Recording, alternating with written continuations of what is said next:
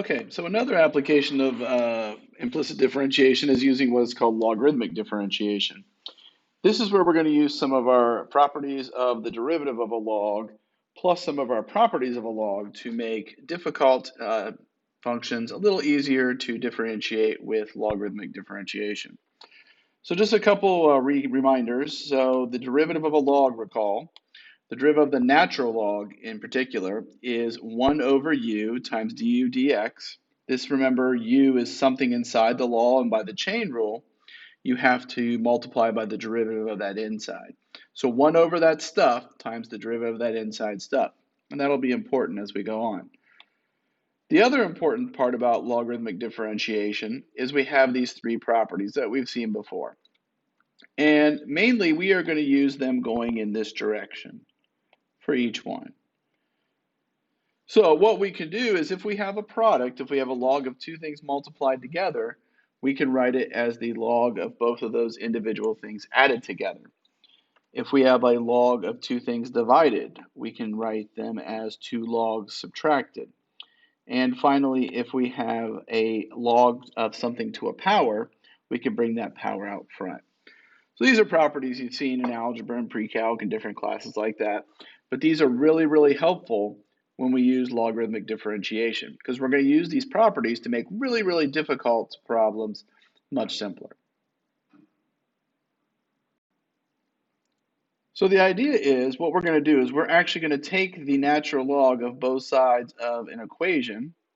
And the reason we're going to do that is if you have the log, then you can actually use the log properties. So if you just look at this first example, I don't see any logs, but I'm going to add it because to do this problem as it's constituted, I would have to write this, as y equals x squared minus 5 over 6x plus 8, all to the 1/4 power.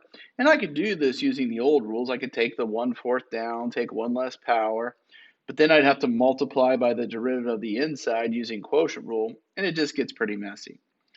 So if I take the log of both sides, I can then use the properties of logs to simplify the equation. Then I can differentiate both sides with respect to x. Then, just like we did in part 1 using implicit differentiation, we can solve for dy dx. So it's actually a pretty easy concept, and it actually makes our life a lot easier.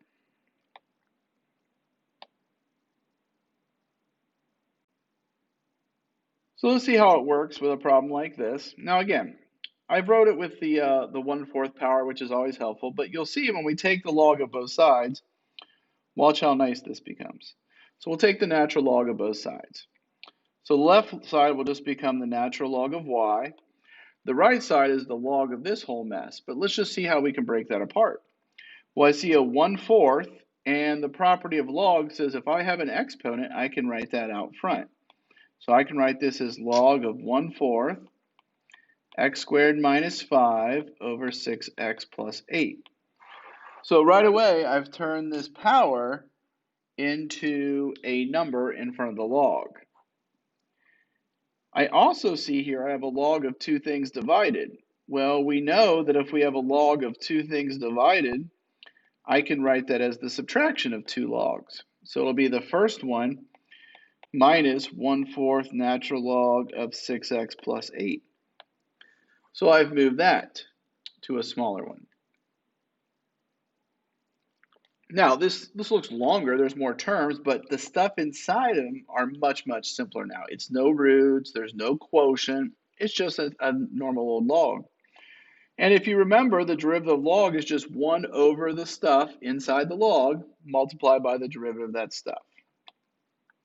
So if I do implicit differentiation, same way we did before, the derivative of log of y is 1 over y, but then it's going to be times dy dx. Because again, we're differentiating with respect to x, so anything that's not x, you have to put the extra little dy dx, and we'll eventually solve for that. Now the derivative of log 1/4 log x squared minus 5 is going to be the 1/4 times 1 over x squared minus 5, it's just 1 over that stuff, times the derivative of x squared minus 5, which is times 2x, because that's the derivative of this inside. That's using our chain rule. Minus 1/4.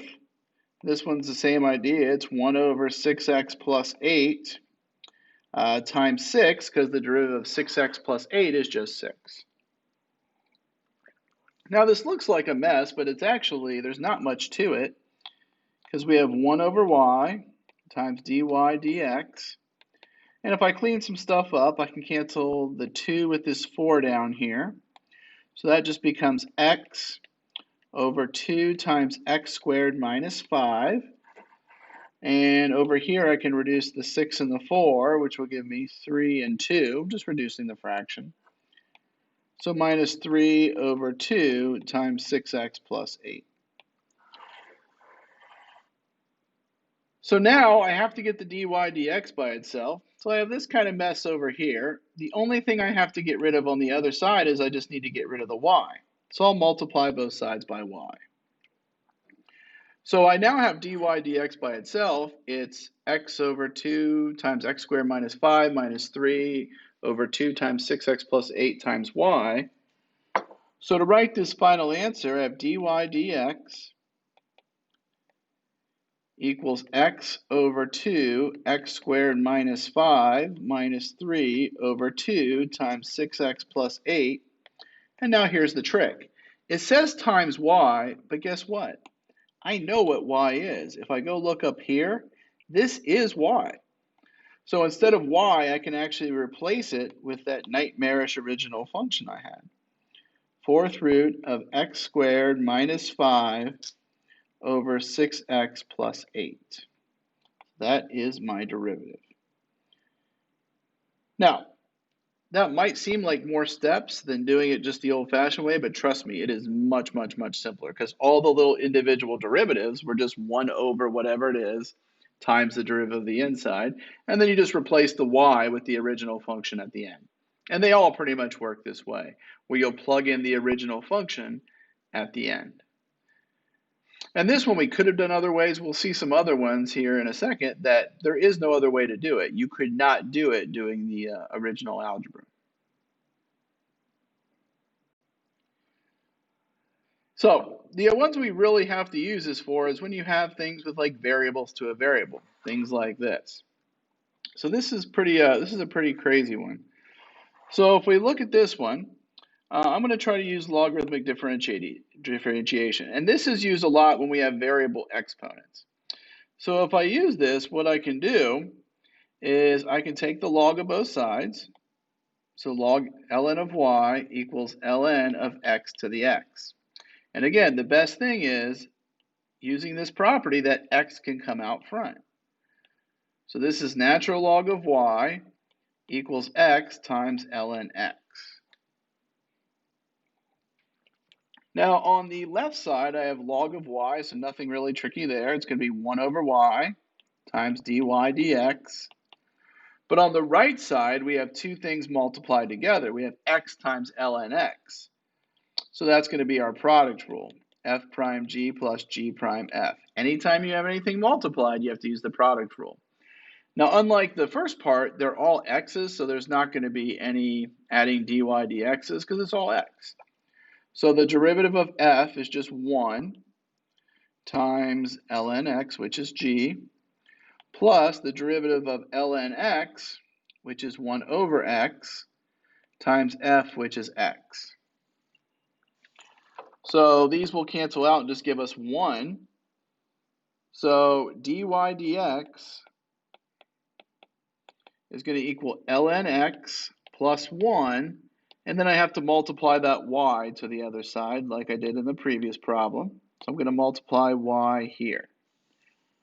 And to sort of finish this up, I'll just replace the y with the original function. So I get the natural log of x plus 1 times x to the x. So that is my first derivative of x to the x. Now, there's no way you'd be able to do that if you didn't have implicit differentiation and this logarithmic differentiation, because you can't take the x down and do that because that power rule is only good for numbers. It's not for variables. So anytime you have a variable in the exponent, and it's not e to the x or something simple, then you almost always have to use logarithmic differentiation. All right, let's look at this next one. Now this one's kind of a messy one too because it has a log, but the exponent's not on the x. You have some function on the outside of it. So we still have to take the log of both sides. So it'll be the log of y equals the log of x, all to the e to the 2x. So by adding that log, I can now bring that out front. See, I couldn't do that before because it's not an exponent of the x, it's the exponent of the whole function. So now I can do ln y equals e to the 2x times ln x. So the left side, again, real simple. It's just going to be 1 over y dy dx. Now this right side is just a nightmare because we have the product rule because we have two functions multiplied together and they have stuff on the inside. So remember f prime g plus g prime f. So f prime, the derivative of e to the 2x is just e to the 2x times 2. Because remember, you have to take the derivative of what's on the inside as well. So that's why we get the extra 2. Times g, which is going to be times natural log of x, plus g prime. Now this one's a tricky one because we're taking the derivative of log of x. Well, the derivative of log is always 1 over whatever's inside the log. So that's 1 over ln x times the derivative of that inside, and that's going to give me another 1 over x, times f, which is just e to the 2x. So this whole thing is my g prime because I took 1 over the inside, but then I had to multiply by the derivative of that inside. So dy dx is going to equal to 2e to the 2x times natural log of x plus e to the 2x over x ln x, if I just clean it up a little bit. And then again, I'm going to multiply y to the end of that to get the dy dx by itself. But y is ln of x all to the e to the 2x. So that one's a pretty difficult one, but same kind of concept, using logarithmic differentiation. Now we had some chain rules in this one, but in general, using those rules really helps us to break it apart. So we'll definitely be able to use this in several places as we kind of finish up this differentiation chapter.